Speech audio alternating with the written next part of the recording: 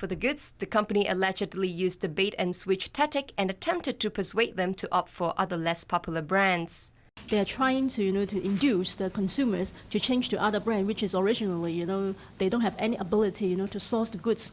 There's a possibility as well. The council said Birth.HK is suspected of breaching the Trade Descriptions Ordinance. Last month, the council demanded that the traders stop accepting further online purchase orders and settle all outstanding complaints within 10 days. But the online shop failed to meet both requests. The consumer watchdog has passed on the case to the Customs and Excise Department for further investigations. It has called on consumers to look for online stores that provide comprehensive refund or exchange policies and beware of unfair terms should they wish to shop online. The Consumer Council also reminded traders to refer to the sample provided by the Council while drafting their trading terms and conditions. Liz Yun, TVB News. Secondary school places allocation results were out today. 9 out of 10 primary 6 leavers have been allocated subsidized Form 1 places in schools of their first 3 choices. Rachel Chung reports. Cheers from students who have been allocated Form 1 places at their preferred schools.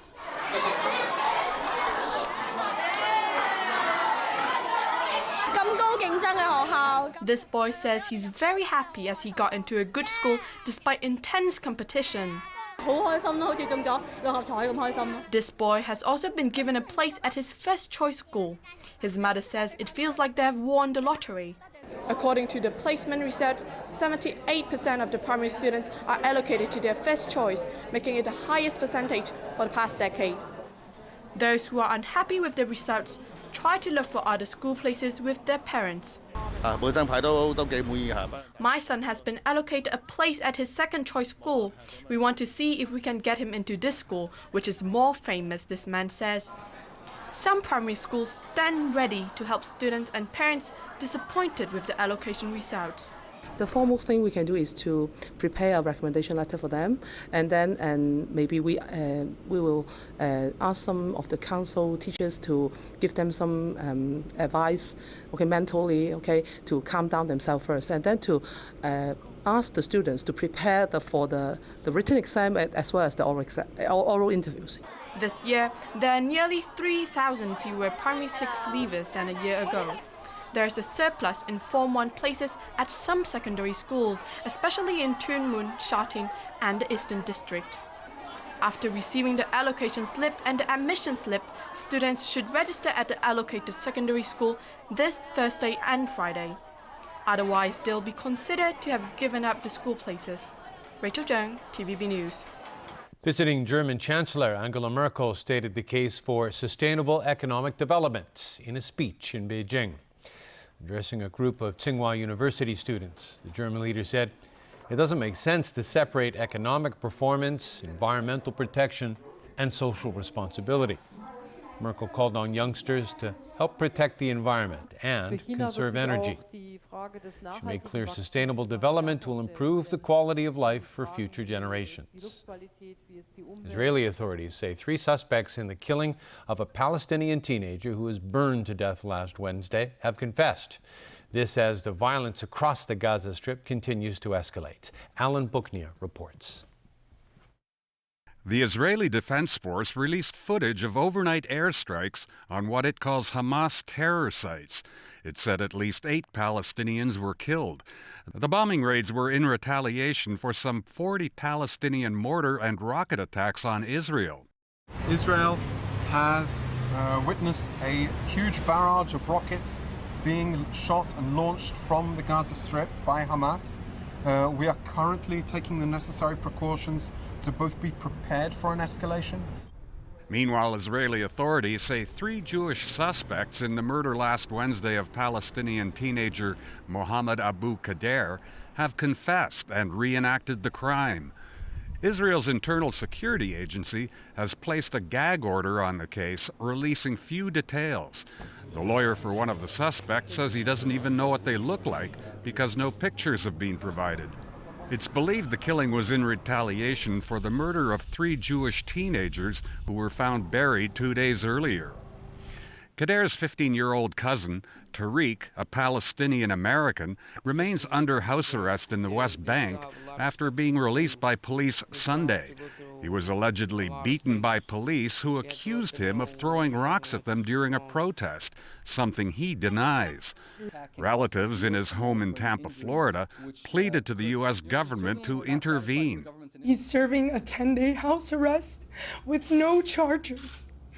This is ridiculous. Before he left, he was just a happy kid that couldn't wait to see his family. You know, that was basically it. Oh, I can't wait to go see my family, have a good time. He's not used to this. He's Tampa kid, doesn't know what war is, doesn't know what a war zone is. The U.S. State Department says it is monitoring the situation. Obviously, this is a case where we remain deeply concerned about the reports. In fact, we remain shocked that he was severely beaten while in police custody and strongly have condemned that. Alan Bookniat, TVB News. Pope Francis met with 6 victims who were sexually abused at the hands of Catholic clergy and begged for their forgiveness. At yesterday's private mass for the victims, the Pope apologized and vowed to hold bishops accountable for shuffling pedophile priests from parish to parish to avoid shaming the Catholic Church. He also spoke of a need for reparations for the victims, but didn't say how much they should get. Some sex abuse survivors criticized the pontiff's apology, calling it a public relations stunt, and they expect nothing to change. Next, a brush with death in Spain involving 2 airplanes. The close call happened at Barcelona's El Prat airport. An Airbus 340 belonging to an Argentinian airline company taxied across the runway just as a Russian jetliner was making its final approach. Disaster was averted when the Russian plane's pilot quickly pulled up the jet's nose and pushed the throttle forward. The Russian plane finally landed safely. All right, Chris, over to you for some sports today. Yes. Are you going to stay up all night? I am. Really? I'm going to do it. And watch football? Yes, why not? Brazil plays Germany in a blockbuster semifinal match at the World Cup. The game can be seen live on TVB Pearl. Kickoff 4 a.m. Wednesday. Jameson Wong has a preview. Brazil coach Luis Felipe Scolari said his team is over the shock of losing star player Neymar, while delivering a Portuguese take on the iconic win one for the Gipper speech. But Big Phil did not say who would replace Neymar in the starting lineup. The 22-year-old had scored 4 of Brazil's 8 goals so far in the tournament. Meanwhile, Germany coach Joachim Löw wished Neymar a speedy recovery and said it was unfortunate he couldn't be on the pitch. He also urged the referee in tonight's match to clamp down on rough play, referring to the tackling in the Brazil-Colombia game as brutal. Brazilian footballing legend Zico has offered his thoughts ahead of the semifinal in Belo Horizonte. The 61-year-old, who played in 3 World Cups, said Brazil will be okay without Neymar. He added it does not matter how the side plays as long as they win. And a Brazil win has been predicted by Big Head, the fortune-telling turtle. It was close as the look-ahead loggerhead first nibbled at the sardine below the German flag and ate the one under the Brazil flag. As far as we know, Big Head is 3-1 with his predictions. Jameson Wong, TVB News. To other football news, in Real Madrid legend Alfredo Di Stefano has died.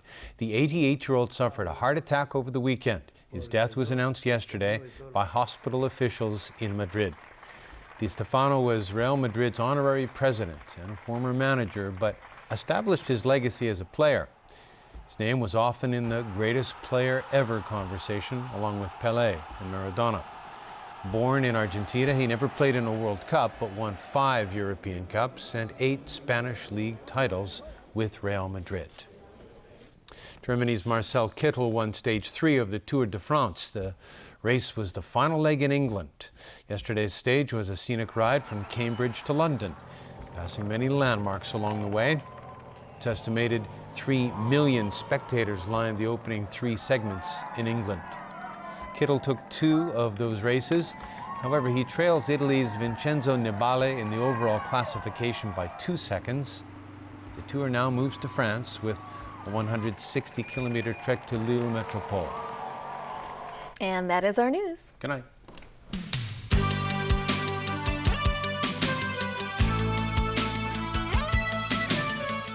We can't explain everything we see. The world is full of wonders. We're the line between world and a much weirder world. What were you after? The truth. What are you after? World peace. We're not exactly a team, but we're in a position to do some good. You all right? We'll deal with that later, at length. Marvel's Agents of S.H.I.E.L.D. premieres Monday night at 10:40 on Pearl. Spring, a time for the renewal of life across the United Kingdom. But who survives is not a matter of smarts, craftiness, or determined parenting. It's often just a matter of timing. Tonight, Wild Kingdom at 9:35 on Pearl Spectacular. Sun Life Financial presents The Weather Report is brought to you by Sun Life Financial.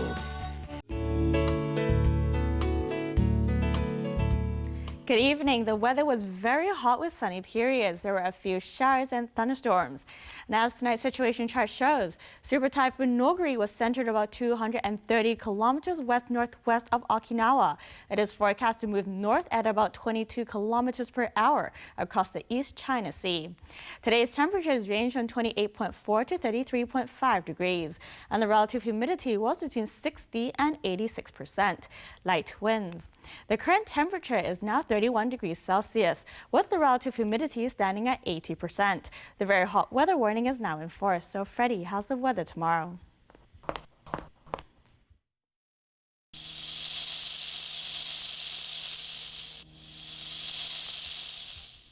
It will be mainly cloudy with a few showers and isolated thunderstorms.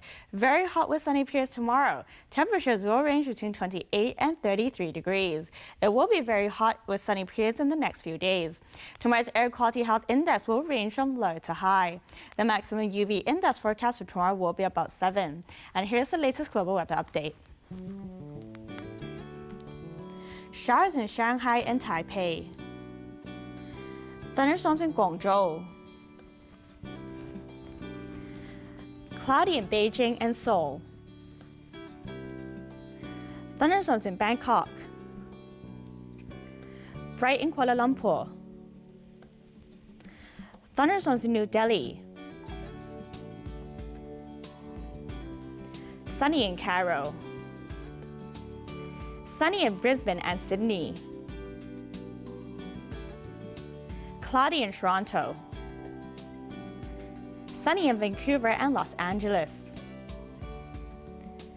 Bright in Manaus.